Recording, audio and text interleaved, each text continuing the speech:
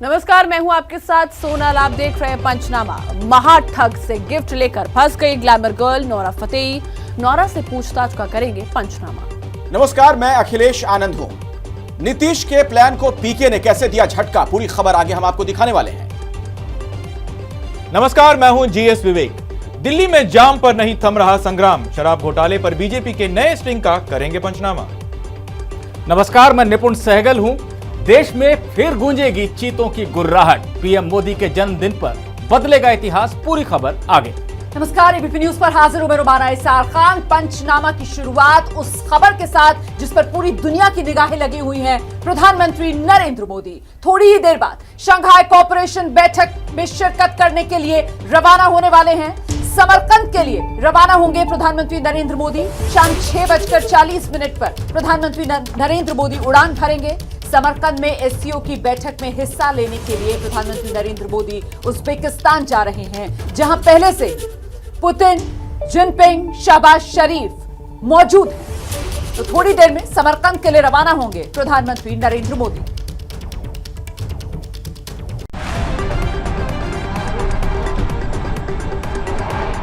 समरकंद का मंच सजकर तैयार है। अब बस पीएम मोदी का इंतजार है। पूरी दुनिया की निगाहें अभी उज्बेकिस्तान के समरकंद की तरफ टिकी हुई हैं और समरकंद की निगाहें पीएम मोदी की तरफ। शंघाई कोऑपरेशन की बैठक में शामिल होने से पहले पीएम मोदी ने बयान जारी करके बैठक की दशा और दिशा पहले ही तय कर दी है। एससीओ में क्षेत्रीय और अंतर्राष्ट्रीय मुद्दे के साथ साथ कारोबार, अर्थव्यवस्था पर भी बातचीत होने वाली है। रूस, चीन, ईरान, बेलारूस जैसे अमेरिकी विरोधी देशों की वजह से पूरी दुनिया एससीओ पर नजर गड़ाए है। हालांकि विश्व शांति की वकालत करने वाले मोदी से सभी देशों को उम्मीदें भी काफी हैं। यूक्रेन से जारी युद्ध के बीच पीएम मोदी पुतिन से 1-to-1 मुलाकात भी करेंगे। इस मुलाकात में इंडो पैसिफिक रीजन को लेकर भी बात हो सकती है, क्योंकि चीन विरोधी खेमा क्वाड से इस बैठक में शामिल होने वाले पीएम मोदी इकलौते नेता हैं। एससीओ बैठक के बीच रूस और चीन ने समरकंद से अमेरिका विरोधी संदेश दे दिया। समरकंद पहुंच चुके हैं पुतिन। जिनपिंग भी है समरकंद में मौजूद। और जब अमेरिका विरोधी दोनों नेता एक साथ हों, तो बाइडेन तक संदेश भेजने का मौका कैसे गवा सकते हैं। पुतिन जिनपिंग शंघाई कोऑपरेशन की बैठक में उज्बेकिस्तान में मिल रहे हैं, लेकिन दूसरी तरफ समंदर से एक बार फिर विवाद सुलझाने वाला संदेश अमेरिका तक भेज दिया।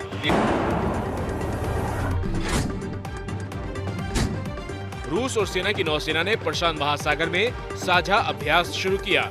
इसमें दोनों सेनाएं समंदर में निगरानी के साथ साथ लाइव आर्टिलरी फायरिंग का अभ्यास कर रही हैं। रूस और चीन की तरफ से साझा बयान में कहा गया कि ये अभ्यास एशिया पैसिफिक रीजन में निगरानी के साथ साथ आर्थिक गतिविधियों को सुरक्षित करने के लिए किया गया।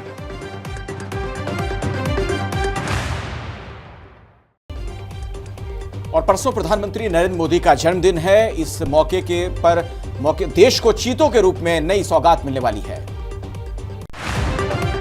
चीते की तस्वीर वाली इस विमान के भारत की सरजमी को छूते ही देश में एक नए अध्याय की शुरुआत हो जाएगी।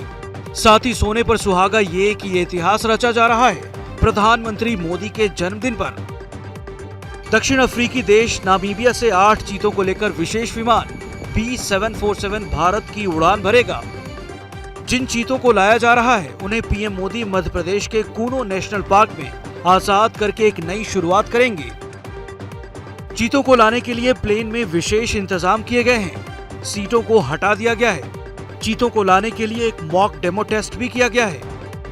भारत आने वाले चीतों में 5 मादा और 3 नर हैं। आपको बता दें कि भारत में 1948 में आखिरी बार चीता दिखा था।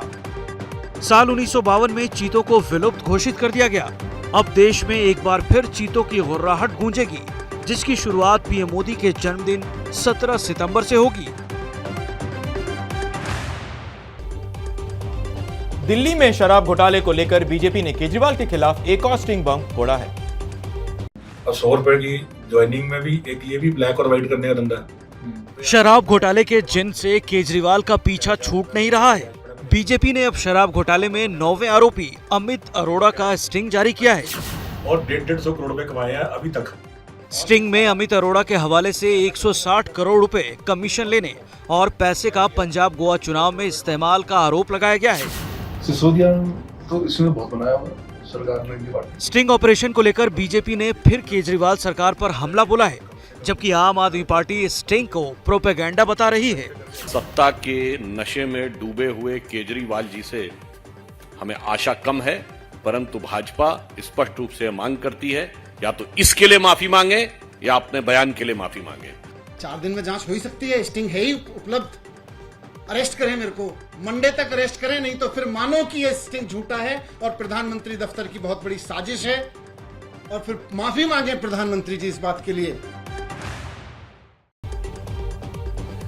दिल्ली के बाद बात बिहार की। बेगूसराय के बंदूकबाजों को पकड़ने के लिए पुलिस अब हाईटेक तरीकों का इस्तेमाल कर रही है। बिहार में बदमाशों के तांडव के 48 घंटे बीत जाने के बाद भी पुलिस के हाथ खाली हैं। छापेमारी कर अपराधियों को पकड़ने में नाकाम हो चुकी पुलिस की सारी उम्मीद अब इन हाईटेक तकनीक पर टिकी हुई है। पुलिस अब फायरिंग वाले इलाकों में हाईटेक मशीन को लेकर मोबाइल नंबर की मदद से अपराधियों की तलाश कर रही है।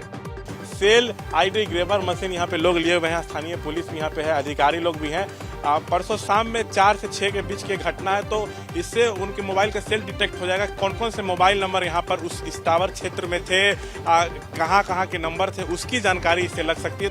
तो दूसरी तरफ फॉरेंसिक की टीम बछवाड़ा के गोधना में फायरिंग वाली जगह पर मिले इस बंदूक के खोखे से सुरागों की तलाश में जुटी है। बता दें कि बिहार में मंगलवार शाम 5 बजे के करीब 2 बाइक पर सवार 4 बदमाशों ने अंधाधुंध फायरिंग की थी, जिसमें 10 लोगों को गोली लगी थी। इसमें से एक शख्स की मौत हो गई थी, लेकिन अब तक बिहार पुलिस अपराधियों को पकड़ने में नाकाम रही है। पंचनामे में खबरों के सिलसिले को आगे बढ़ाते हैं। उत्तर प्रदेश का लखीमपुर खीरी कांड, जहां दोषियों को फांसी देने की मांग उठ रही है। उत्तर प्रदेश के लखीमपुर खीरी में 2 नाबालिग लड़कियों का शव पेड़ पर लटका मिला तो यूपी में हड़कंप मच गया।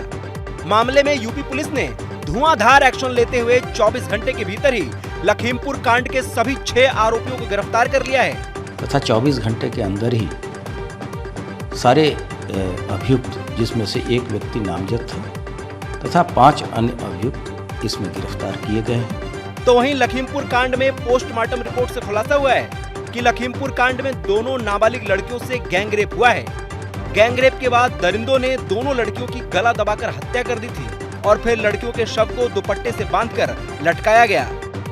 मामले में केंद्रीय अनुसूचित आयोग ने यूपी सरकार से जवाब मांगा है। हम ये इंश्योर करने का प्रयास करेंगे कि फास्ट ट्रैक कोर्ट में इसका सुनवाई हो और मृत्यु दंड की सजा से कम कोई सजा ऐसे अपराधियों के लिए नहीं है। लखीमपुर कांड की वजह से यूपी सरकार विरोधियों के निशाने पर है।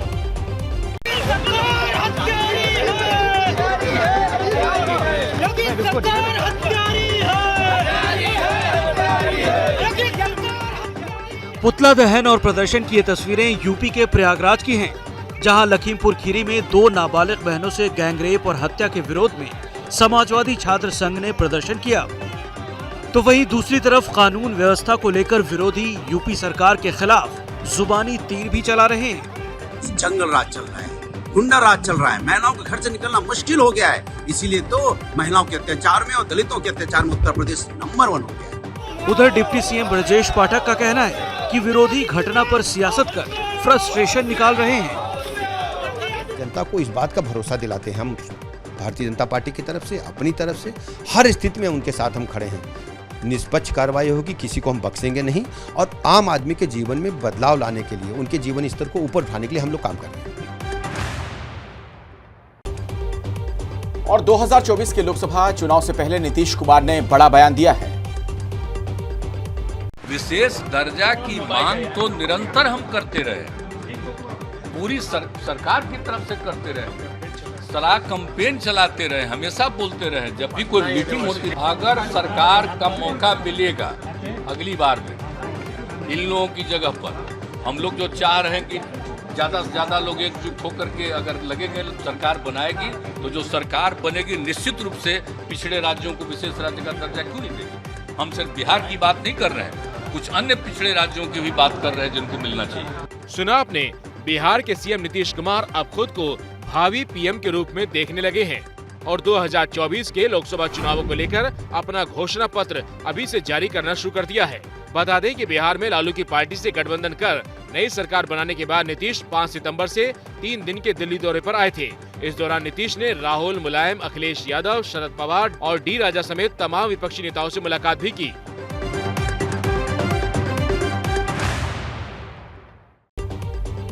इसी से जुड़ी अगली खबर का रुख कर लेते हैं। चुनावी रणनीतिकार प्रशांत किशोर ने नीतीश कुमार का ऑफर ठुकरा दिया है।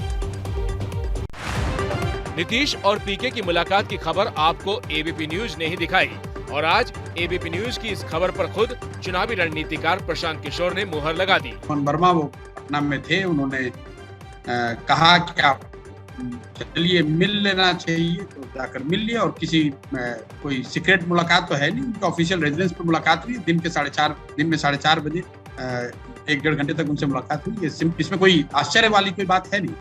प्रशांत किशोर ने एबीपी न्यूज से बातचीत में पहले तो एबीपी के नीतीश की मुलाकात वाली खबर की पुष्टि की और फिर खुलासा किया कि वो नीतीश के साथ नहीं जाएंगे। अरे मैं आपको फिर से दोहरा देता हूँ, मैंने आपसे ये कहा था कि मतलब नीतीश जी की पार्टी जाने का या किसी तरह के समझौते का कोई सवाल नहीं है। आज भी वही उसी बात कायम है। ऐसे में सवाल ये है कि 2024 में पीएम बनने का सपना सजोने वाले नीतीश कुमार क्या करेंगे। नीतीश अब राष्ट्रीय स्तर पर अपनी छवि को सुधारने और रणनीति बनाने की जिम्मेदारी किसे सौंपेंगे।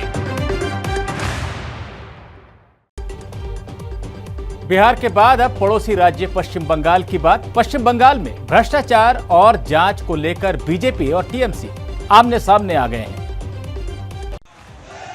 पश्चिम बंगाल के प्रदर्शन पॉलिटिक्स की इन तस्वीरों को देखिए।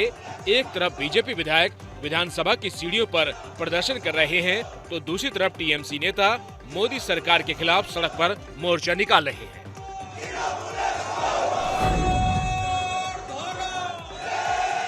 बीजेपी विधायक शुभेंदु अधिकारी की अगुवाई में बीजेपी नेताओं ने विधानसभा की सीढ़ियों पर ममता सरकार के खिलाफ जोरदार हल्ला बोला।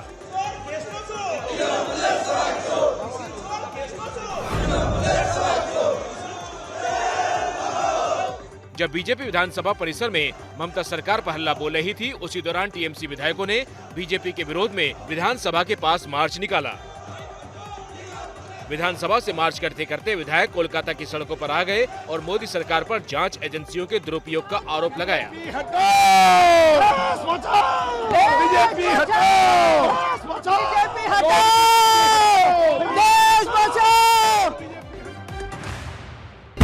मनी लॉन्ड्रिंग केस में नौरा का नंबर। 200 करोड़ की मनी लॉन्ड्रिंग केस में आज नौरा फतेही दिल्ली में आर्थिक अपराध शाखा के सामने पेश हुई।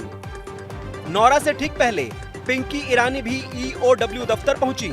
आरोप है कि पिंकी ने ही नौरा को सुकेश चंद्रशेखर से मिलवाया था। पुलिस के मुताबिक पिंकी के बयानों में कई विरोधाभास हैं, इसलिए नौरा और पिंकी को आमने सामने बिठाकर पूछताछ का फैसला लिया गया है। नौरा पर ठग सुकेश से गिफ्ट लेने का आरोप है। सुकेश ने नौरा को BMW, आईफोन गिफ्ट किए। नौरा ने चेन्नई में सुकेश के कार्यक्रम में हिस्सा लिया। मनी लॉन्ड्रिंग केस में कल ही अभिनेत्री जैकलिन फर्नांडिस से दिल्ली पुलिस ने करीब 8 घंटे पूछताछ की। देखिए, न्यूड फोटोशूट मामले में पुलिस अब रणवीर सिंह के फोटो की फॉरेंसिक जांच करवाएगी।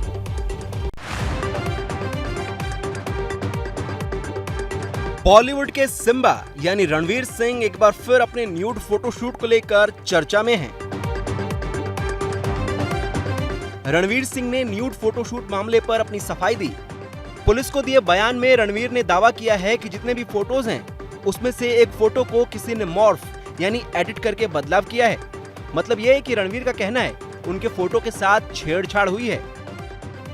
बता दें कि जुलाई में रणवीर सिंह ने एक पेपर मैगजीन के लिए न्यूड फोटोशूट करवाया था, जिसे 21 जुलाई को सोशल मीडिया पर शेयर किया गया, जिसके बाद इन तस्वीरों को लेकर खूब विवाद हुआ था। रणवीर पर अश्लीलता फैलाने और महिलाओं की भावनाओं को आहत करने के आरोप में मुंबई में केस भी दर्ज करवाया गया था, जिस पर अब रणवीर ने सफाई दी है। पुलिस अब रणवीर के बयान को वेरीफाई करवा रही है।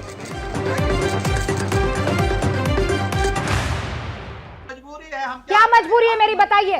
मैं अभी आपको बताती हूँ कि मैंने ओए होए होए होए नमकीन के चटकारे लेते हुए टकटकी मार के डिबेट शो को पॉज रिपीट कर करके देख रहे हैं जोगिंदर जी।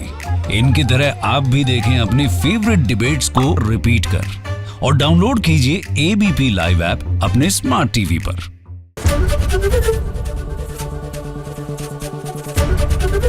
एबीपी न्यूज आपको रखे आगे।